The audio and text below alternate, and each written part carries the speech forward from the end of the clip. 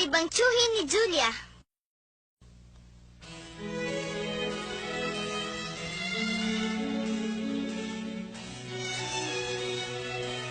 Ano?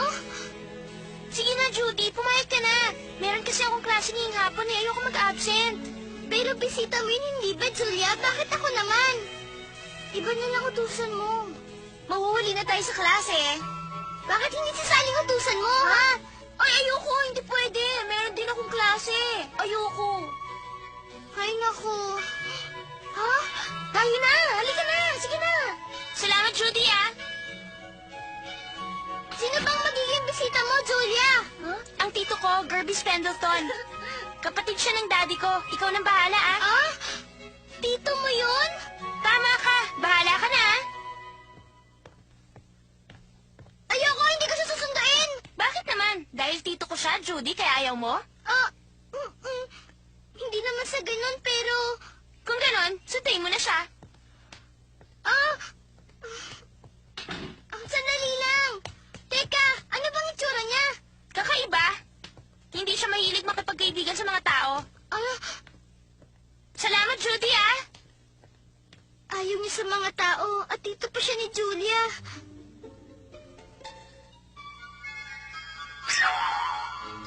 Si Gerbis Pendleton ay mahilig sa manggagarang damit at gustong nagsusurpresa sa mga tao. Bigla na lang siya magbabiyahe na hindi nakabook sa mga hotel. At saka kapritsoso siya. Huh? Isa pa, iba ang amoy niya sa aming pamilya. Kakaiba talaga siya.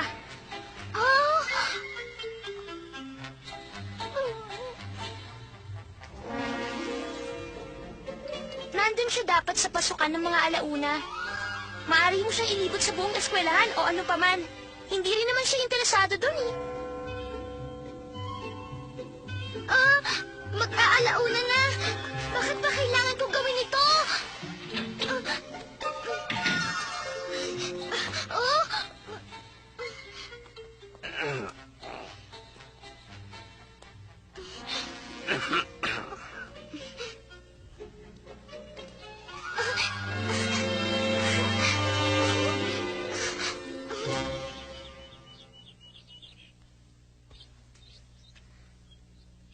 Mabuti nandito ako sa oras.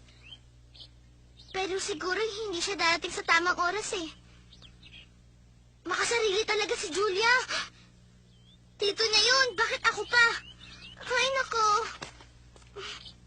Paparating na siya.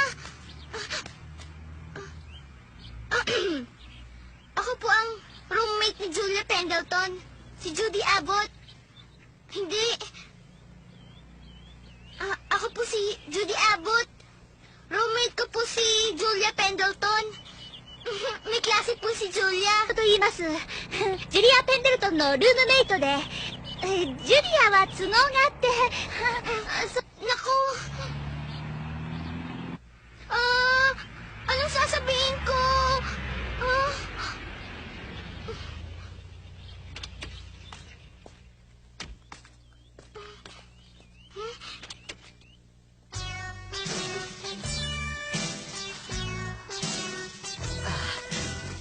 Sandali lang, miss. Saan ba rito ang head office? Po, sa gusaling pong yun. Ang bait mo, salamat.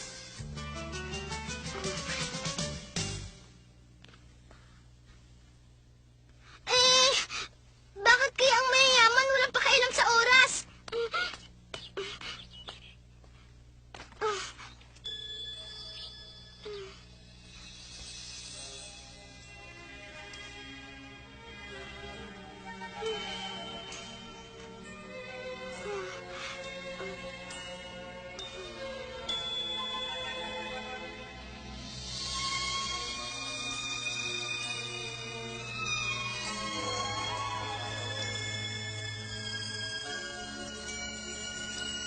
Paumanin, miss.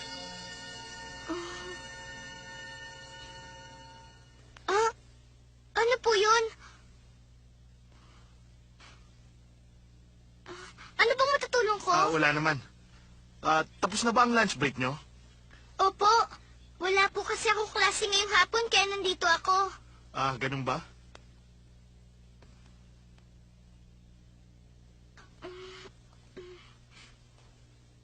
Talaga? Mister, meron po kasi akong hinihintay. Ganun ba?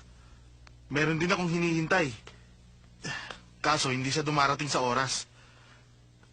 Talaga po?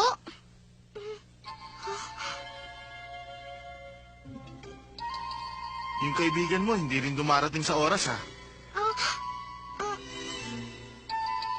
Oh, opo. Nawawala po kasi siya sa oras niya eh. Kasi po, baliwala naman po sa mga mayayaman kahit na paghintayin nila ang ibang tao kahit na matagal. Mayayabang po sila at makasarili. Huh? Mag-aara din po sila manamit. Nagpabiyahe kahit hindi nakabook sa hotel. Kaprichoso at kakaiba. Kakaiba.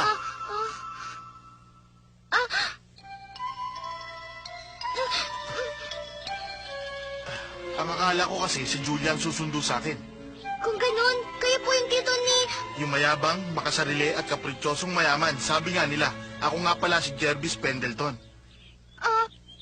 Pasensya na po kayo. Teka, sandali lang po. Nakakainis naman. Pinagsalitaan niyo ko kanina at mukhang natutuwa pa kayo. Hindi, sinabi ko na sa'yo, akala ko si Julia ang susundo sa akin. Una sa lahat, hindi ko pa alam ang pangalan mo. Ako po si Judy Abbott. Ikaw ba si Judy Abbott? Ikaw pala yun. Bakit? Nakakatuwa bang itsura ko? Hindi yun ang ibig ko sabihin. Naikwento ka na kasi sa akin ni Julia eh. Huwag mo akong hawakan.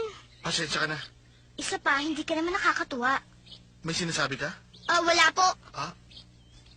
Teka, Judy, nasan ba ang pamangkin ko si Julia? Meron po siya klase ngayong hapon, kaya po nandito ako, Mr. Pendleton. Kawawa ka naman pala, Judy. Ikaw sumundo sa isang mayabang at makasarili. Salit na siya. Siya nga pala, ang ganda ng eskwelahan ito. Mr. Pendleton, pinarada ko po ang kotse mo doon sa paradahan. Salamat. Maraming salamat. Malaki ho yata ba siya dito Bakit hindi ka bumili ng bago mong sapatos? Umuulan palagi ngayong tagsibol. Sapatos? Siguro kulang. Kunin mo na to. Sige. Ayoko, hindi ko kailangan ng pera nyo. Ibili mo yan ng bago mong sapatos. Mababasa lang ang paa mo kapag umuulan. Tito nga ni Julia. Ano pang hinihintay natin? Tayo na. Itong malaking ito ay pangunahing gusali ng eskwelahan. Sa kaliwa po ay ang gym. Ito po ang silid-aralan namin. At yun naman po ang ospital, Mr. Pendleton. Tapos, ayun naman po yung... Teka, sandali. Hindi po ba kayo interesado sa mga gusali ng eskwelahan? Hindi naman sa ganon. Sabihin mo nga sa akin, saan ba dito ang pinakapaborito mong lugar sa eskwelahan? Ano po? Yung pinakapaborito mong lugar. Mamaya na lang po. Pero ang pangalawang paborito kong lugar...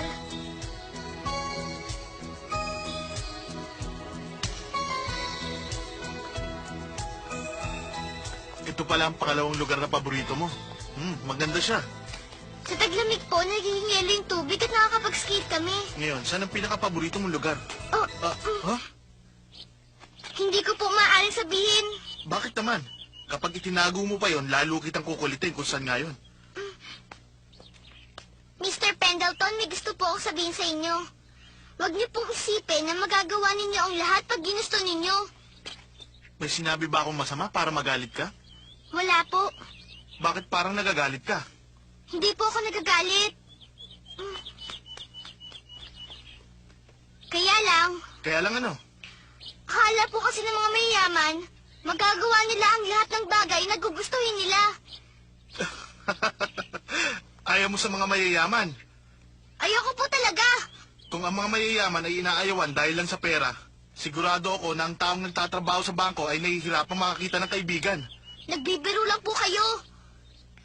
Miyembro nga po kayo ng kaprichoso at makasariling pamilya ng Pendleton. O sige, dadalhin na kita sa lugar na pinakapaborito ko.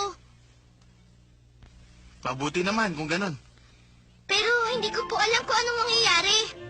Anong ibig mo sabihin?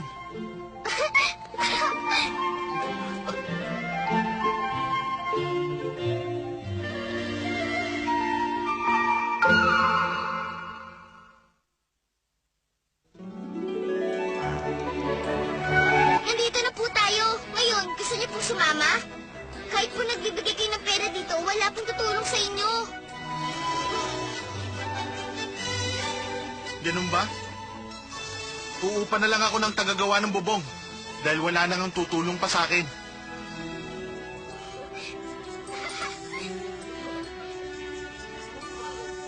Ah, Ngayon, saan niyo po gusto pumunta, Mr. Pendleton? Oh?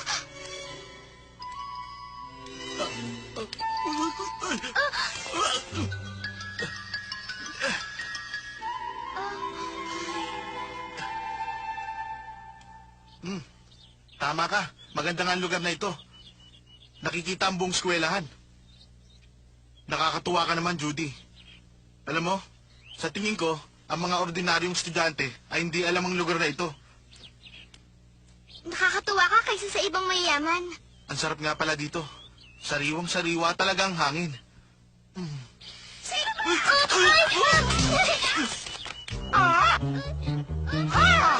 Ay!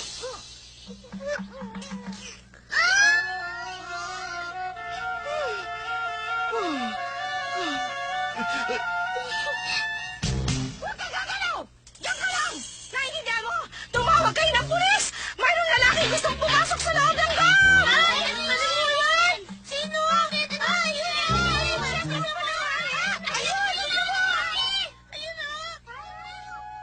Dorm? Judy, nasan ba tayo? Ay, ito po ang dorm namin, ang Ferguson. Naku po, kailangan natin umalis.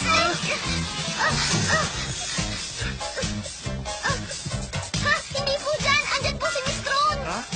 Hindi natin siya malilin lang. Dito po tayo. Halika na.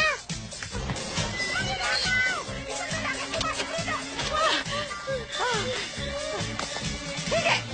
Sandali! Dorm ito ng mga babae!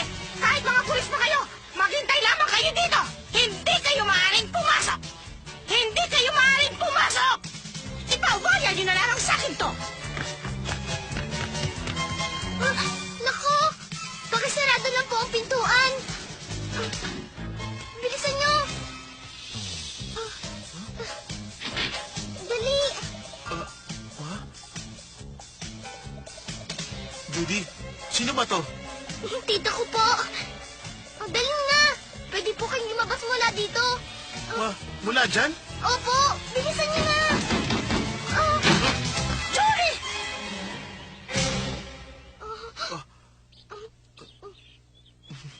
Judy, abot! Kayong dalawa, kailangan mag-uusap tayo mamaya! Siya nga pala, sino ka ba? Ano bang pangalan mo? Ha? Ito ay dormitoryo ng mga babae. Pamilya lamang ang maaaring pumasok. Miss Tron, siya po ay... Ikaw tumahimik ka! ah, Isa pa? Ano ba yun? Umakyat ka pa sa bubong? Yung ba ay dapat na ginagawa ng isang tulad ninyo? Kaya nga hindi namin maiwan-iwan ang politika sa mga lalaki. Nakakahiya at katawa-tawa. Ngayon lang ako nakakita nito! Nako, hindi mo ako maloloko sa ngiti mong yan, lalaki. At sino ba ako sa akala mo? Bakit ayaw mong magsalita?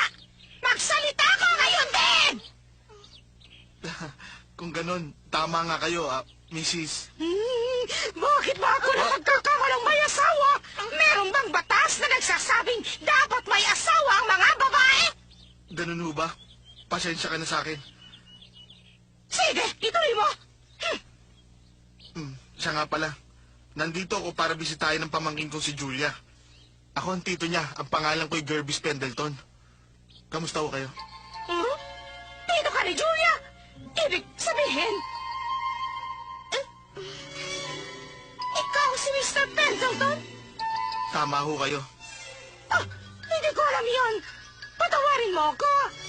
Wala naman yon. Ilang taon din akong nasisigawan. Natulad niyan. Pero lagi natin tatandaan, delikado ang umakyat sa taas ng bubong. Naintindihan mo? Tama ho ba ako? Alam mo nga...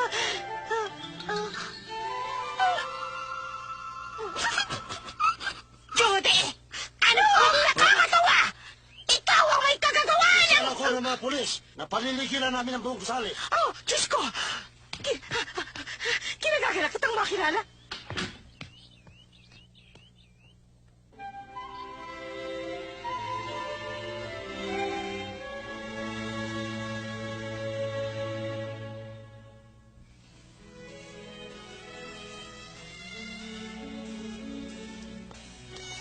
Maupo ka na.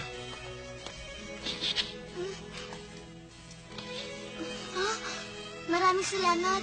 Ganyan talaga yan, Judy. Ang mga lalaki ay dapat hinihilang upuan para sa dalaga. Ano? Isa na akong dalaga? Anong gusto mo? Ngayon, sabihin mo kung anong gusto mo. Opo, tsaan na lang. Ano ka ba, Judy? Kapalit siya ng magagandang bagay na ipinakita mo sa akin. Gusto ko po magpasalamat na lang kayo. Kaysa bilhan ng kapalit. Mas gugustuhin ko po yun. Mas matipid pa po. Tama ka. Salamat. Ang saya-saya ko na talaga. Ano? Anong masasabi mo? Walang anuman. Ano ng order nyo? Kung ganoon, gusto ko ng tsaa, rolls na may jam. Wala akong ganang kumain na tanghalian. At saka cake at sorbetes, yun lang. Ganon din sa akin. Opo, sir.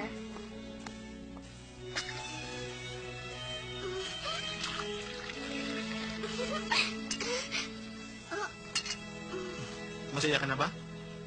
Salamat po.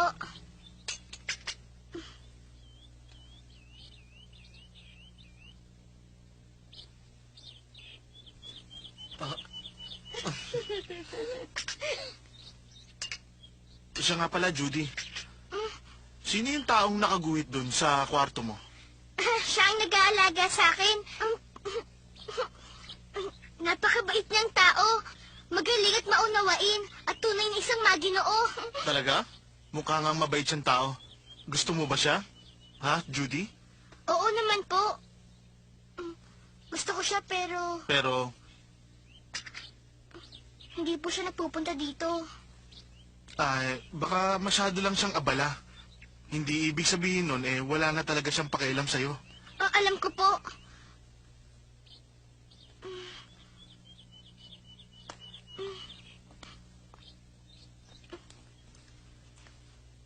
Alam niyo po ba, nung may sakit ako nung isang araw, pinadalhan po niya ako ng maraming rosas. At saka pinadadalhan niya ako ng magagandang damit at sombrero. Kung ganon, isa rin pala siyang mayaman tao, yung hindi mo gusto. Opo. Talagang mayaman yung nagpapaaral sa akin dito. Pero hindi siya katulad na ibang mayaman na mayabang, no? Pinanganak ako sa isang mayaman na pamilya. Yun lang. Hindi ka naman maaaring pumili ng pamilya mo pag pinanganak ka, hindi ba? Tama po kayo.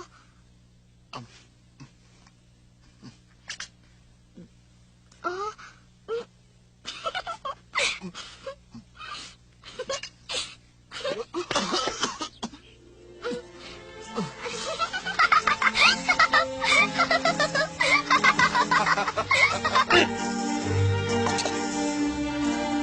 Mr. Smith, ang saya ko po ngayong araw. Nakilala ko po ang tito ni Julia. Nung una, ang akala ko po hindi siya mabait dahil mula siya sa pamilya ng Pendleton. Pero si Mr. Gerbis Pendleton ay kakaiba.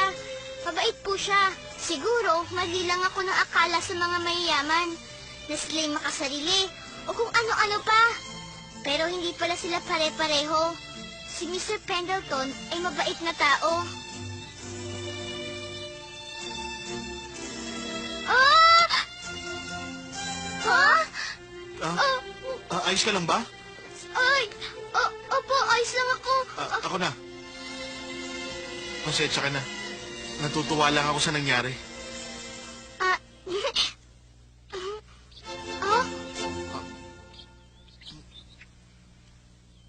Nakakatawa naman. Ang alam ko, nadala ko yun eh. Oh? Ang laki niyo kasing mamigay eh. Ayos lang po. Ako na pong bahala dito. Pasensya ka na ha. Nakita mo na? Wala pa ako nakitang mayaman na ganyan ang ugali.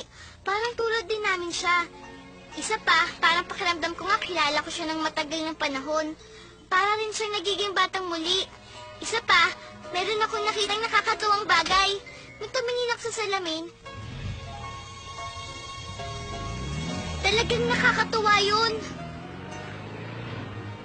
Nakakita ako ng dimple. Hindi ko naman to tinitignan dati. Hindi ba kakaiba?